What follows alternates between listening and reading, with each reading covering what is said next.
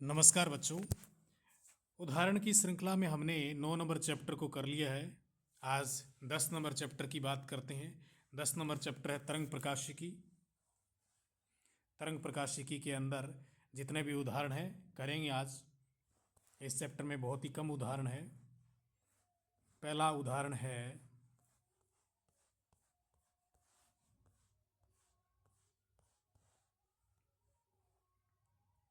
Theoretical type का है, थोड़ा ध्यान रखना पड़ेगा इसको।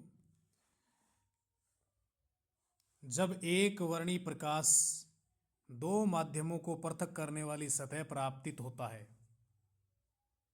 जब एक वर्णी प्रकाश दो माध्यमों को डिवाइड करने वाली सतह पर आपतित होता है, तब वह परावर्तित या फिर अपवर्तित, दोनों प्रकाश की आवृत्तियां समान होती है।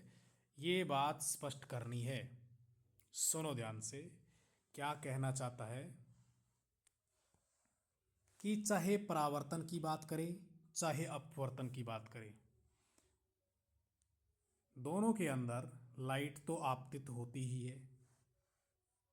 यह आपतित प्रकाश किरण है और जो पृथक करने वाला तल है उसमें बहुत सारे पार्टिकल होंगे, कण होंगे, परमाणु होंगे। मान लो ये मैं गोल गोल बना रहा हूँ, ये परमाणु समझ लीजिए, ठीक है। तो ये जो आपतित प्रकाश किरण ऊर्जा है, एक प्रकार से ऊर्जा आ रही है किधर, इस पृथककारी तल के परमाणु के ऊपर एनर्जी मिलेगी। एनर्जी मिलेगी तो ये वाइब्रेट होगा, एनर्जी विकिरित करने की कोशिश करेगा, चाहे वो परावर्तित करे चाहे वो अपवर्तित करे, दोनों में से कुछ भी करे। जब ये ऊर्जा विकिरित करेगा तो ये वाला कण चालित दोलक या फिर बोल सकते हो प्रेरणोदित दोलक की तरह काम करता है। किसकी तरह काम करता है? चालित दोलक या फिर प्रेरणोदित दोलक की तरह काम करता है।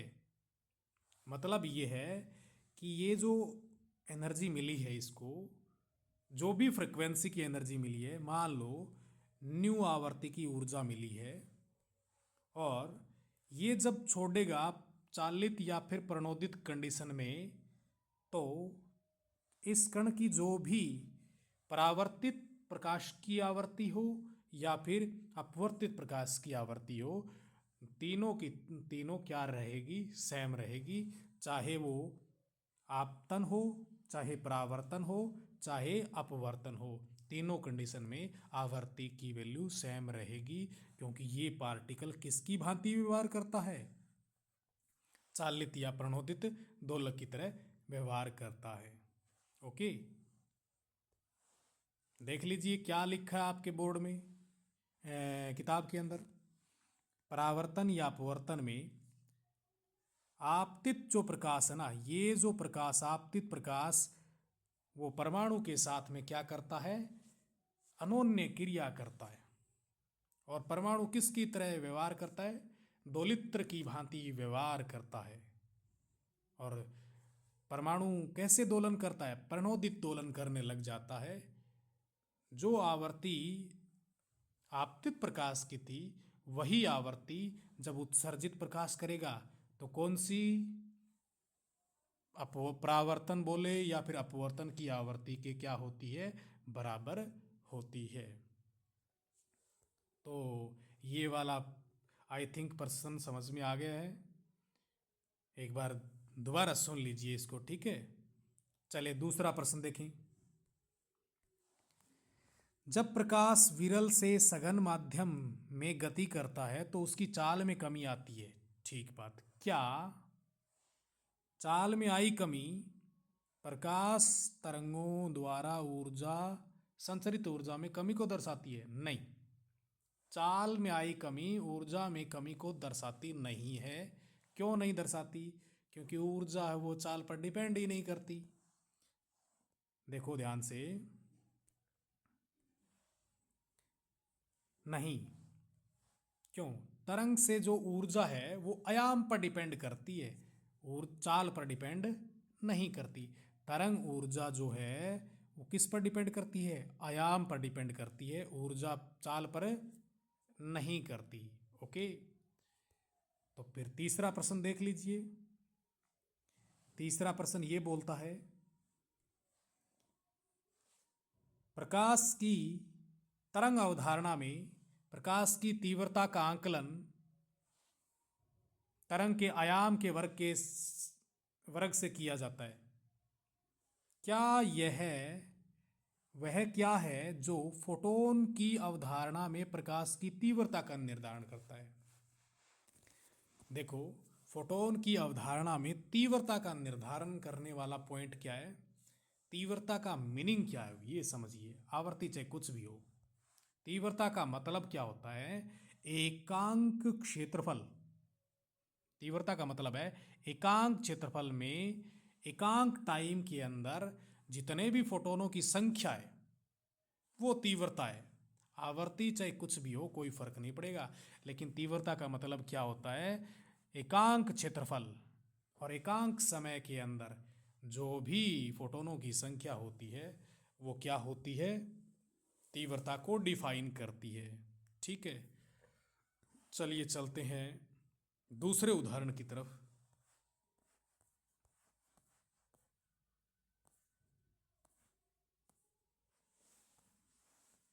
दूसरा उदाहरण है अपने पास मेलस के नियम पर आधारित है। ठीक है, मेलस के नियम पर आधारित है, थोड़ा समझना पड़ेगा। ठीक है, इसमें क्या लिखा है, मैं जैसा कर रहा हूं उसी तरीके से आपको करना है। प्रश्न पढ़ो पहले। दो क्रोशित पोलराइडों के बीच, क्रोशित पोलराइड का मतलब होता है दोनों के बीच में 90 डिग्री का कोण है। दो क्रोशित पोलराइडों के बीच पोलराइड की तीसरी सीट को घुमाया जाता है तो पारगमित प्रकाश की तीव्रता में होने वाले परिवर्तन की विवेचना कीजिए। सुनो ध्यान से, मैं यहां पर कंप्लीट कच्चा चिट्ठा छापता हूं। आपके पास में एक पोलराइड ये है और दूसरा पोलराइड ये वाला है, क्रोशित पोलराइड है। ठीक है, मैं ऐसे मत बनाओ, सही बना लो। आपको वैसे एंगल बता दूंगा क्या क्या है। एक पोलराइड ये है, दूसरा पोलराइड ये है और तीसरा पोलराइड की सीट ये है। ये कह रहा है कि जब इससे प्रकाश किरण बाहर निकलेगी, इधर से लाइट डालो तो कितनी इंटेंसिटी की लाइट बाहर निकलेगी, तीव्रता में क्या चेंज वगैरह होगा। सुनो, ये वाले इन दोनों के बीच में जो कितने डिग्री का कोण है? दो पोलराइड क्रोशित है तो 90 डिग्री है दोनों के बीच में। इसको घुमाया जा रहा है, इसको घुमाया जा रहा है तो थीटा कोण पर घुमाया। मान लो इससे थीटा कोण पर घुमा तो आगे वाले से कितने डिग्री कोण पर घूमेगा? 90 माइनस थीटा कोण से घूमेगा। ये दिमाग में बिठा लो। दोनों क्रोशित है तो 90 डिग्री है और इन दोनों के बीच में थीटा कोण मान लीजिए, ये घूम रहा है तो थीटा कोण मान लीजिए, तो इनके बीच में कितना? 90 माइनस थीटा होता है। प्रैक्टिकल के टाइम आप करके देख सकते हैं। चलो कोई बात नहीं, अभी सबसे पहले इन दोनों के बीच में इंटेंसिटी निकाल लो, फिर इन दोनों के बीच में इंटेंसिटी निकाल लो। पहले इसकी बात करते हैं, इसमें मेलस का नियम लगाते हैं, फिर इन दोनों में मेलस का नियम लगाते हैं। सुनिए, मैं ऐसा करता हूं कि यहां से जो लाइट निकलती है, यहाँ की इंटेंसिटी आई नोट समझ लीजिए, यहाँ पार होगी वो आई मान लीजिए, और इधर पार होगी, इससे पार हुई ना, वो कितनी समझ लीजिए? आई डैश समझ लीजिए। मैं यहाँ पर ना ऐसा कर दूँ थोड़ा सा, स्टार्टिंग में इंटेंसिटी कितनी? आई नोट, थीटा कोण पर बाहर निकली, मान लो इंटेंसिटी कितनी? आई डैश, सॉरी आई मान लो, और इस लास्ट वाले से पार होगी उसकी इंटेंसिटी कितनी? I dash. पहले आई की वैल्यू निकालनी पड़ेगी, फिर आई डैश की वैल्यू निकालनी पड़ेगी। चलो आई की वैल्यू निकालता हूँ। आई बराबर में आई नॉट कॉस स्क्वायर, दोनों के बीच में कितना डिग्री का एंगल है, थीटा डिग्री का एंगल है, तो थीटा। तो ये वाला आ गया, बढ़िया काम। फिर आई डैश चाहिए, इन दोनों के बीच में मेलस का नियम लगाना पड़ेगा, लगा दो। ये 1 नंबर समीकरण मान लीजिए। अब इस सीट और इस सीट के बीच में मेलस का नियम अगर अप्लाई करते हैं तो आई डैश बराबर स्टार्टिंग की इंटेंसिटी आई नॉट की जगह आई लिखना पड़ेगा, क्यों इन दोनों में यहाँ पर आई नॉट लिखा, यहाँ पर आई लिखा, तो इन दोनों में क्या लिखना पड़ेगा, आई डैश इधर और यहाँ पर आई कॉस स्क्वायर थीटा की वैल्यू कितनी, दोनों के बीच में कितना डिग्री का कोण, 90 minus theta, 90 minus theta 90। Okay, आई डैश बराबर आई की जो वैल्यू है वो ये वाली पुट कर दीजिए, तो I naught cos square theta into cos square 90 minus theta. ठीक है, तो आई डैश बराबर I naught cos square theta, ये हो गया साइन स्क्वायर थीटा। ठीक है, तो आई डैश बराबर आई नॉट, इसको मैं कंबाइन लिख सकता हूँ, कोस थीटा साइन थीटा का होल स्क्वायर। अगर मैं इसको 2 से गुणा 2 से भाग कर दूं तो क्या रिजल्ट बनेगा, ध्यान से देख लो। आई डैश बराबर I naught 2 cos theta sine theta बटा में 2 का स्क्वायर, तो आई डैश बराबर ये आई नोट है ही, ये 2 का स्क्वायर होगा बटा में कितना लिख दो 4, 2 साइन थीटा कोस थीटा क्या होता है साइन 2 थीटा, साइन 2 थीटा, ऊपर क्या लिखा है स्क्वायर, तो स्क्वायर भी कर दो। ये वाला व्यंजक प्राप्त होगा आपको, आई नॉट बटा में 4 और साइन स्क्वायर 2 थीटा। अभी देख लो भी, मैक्सिमम मान की बात करें तो मैक्सिमम मान 2 थीटा का मान 90 डिग्री कर दो, 2 थीटा का मान 90 डिग्री कर दो, तो थीटा की वैल्यू कितनी आएगी 90 डिग्री बटा में 2, यानी कि थीटा बराबर में 45 डिग्री। प्रकाश की अधिकतम तीव्रता के लिए π/4 डिग्री रेडियन के ऊपर लाइट को पारगमित करना होगा। ठीक है, ओके।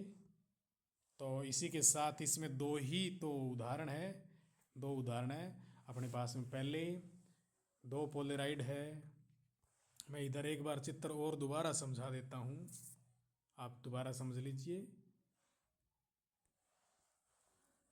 आपके पास में कितने पोलेराइड, 2 पोलेराइड, कितने पोलेराइड 3 पोलेराइड, 2 कैसे हैं क्रोसित है, क्रोसित का मतलब दोनों के बीच में 90 डिग्री का कोण है। तीसरी सीट और रख दी और इसको क्या किया जा रहा है घुमाया जा रहा है, तो दोनों के बीच में कितना डिग्री कोण समझ लीजिए थीटा, तो इन दोनों के बीच में कितना होता है 90 माइनस थीटा। पहले इन दोनों के बीच में लगाओ, फिर इन दोनों के बीच में मेलस लगाओ। ये आई नॉट यहाँ पर कितनी इंटेंसिटी मान लो लास्ट में पार होती है आई समझ लीजिए, और पार होती है वो क्या समझ लीजिए आई डैश। ठीक है, सबसे पहले इन दोनों के बीच मेलस हो गया और फिर इन दोनों के बीच मेलस हो जाएगा। ओके, और हमारे पास में ये वाला रिजल्ट आता है आई डैश बराबर I naught sine square 2 theta. Okay, तो मिलते हैं नेक्स्ट चैप्टर के उदाहरणों के अंदर, चैप्टर नंबर 11 की बात करेंगे नेक्स्ट वर्किंग डे के अंदर। तो आज के लिए इतना ही। जय हिंद, जय भारत।